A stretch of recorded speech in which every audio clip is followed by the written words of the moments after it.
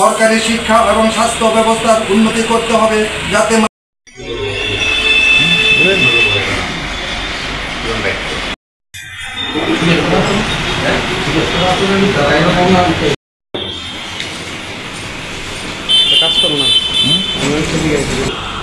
নয় জুলাই 2025 ইংরাজি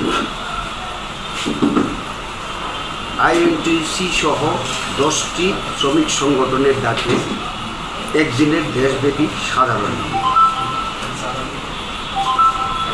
কেন এই দেশব্যাপী সাধারণ ধর্মঘট? নিশ্চয়ই আপনারা অবগত আছেন, বর্তমান সরকার শ্রমিক বিরোধী, জনবিরোধী এবং কর্পোরেট মুখী নীতি গ্রহণ করছে, যা লক্ষ লক্ষ মানুষের জীবিকা বিপন্ন করছে। বেকারত্ব, মূল্যবৃদ্ধি, সরকারি প্রতিষ্ঠানকে বেসরকারিকরণ, শ্রমিকদের অধিকার হরণ এবং শ্রম আইন দুর্বল করার ফলে সাধারণ মানুষ প্রতিনিয়ত বিপদে পড়ছে। সরকারের নীতিগুলি শুধুমাত্র বড় কর্পোরেটারদের মুনাফা বাড়ানোর জন্য প্রণীত, কিন্তু শ্রমিকদের নিরাপত্তা, স্থায়ী চাকরি এবং ন্যায্য মজুরির অধিকার ধ্বংস করে দিচ্ছে। বেতন কমছে, চাকরির নিশ্চয়তা নেই, সামাজিক সুরক্ষা দুর্বল হয়েছে এবং অসংগঠিত ক্ষেত্রের শ্রমিকরা সবচেয়ে বেশি ক্ষতিগ্রস্ত হচ্ছে।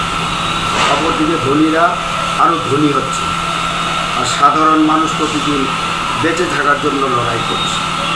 আমরা এই অন্যায়ের বিরুদ্ধে নীরবতা থাকতে পারি না। শ্রমিক, কৃষক, ছাত্র এবং সাধারণ মানুষের স্বার্থ রক্ষার জন্য আমাদের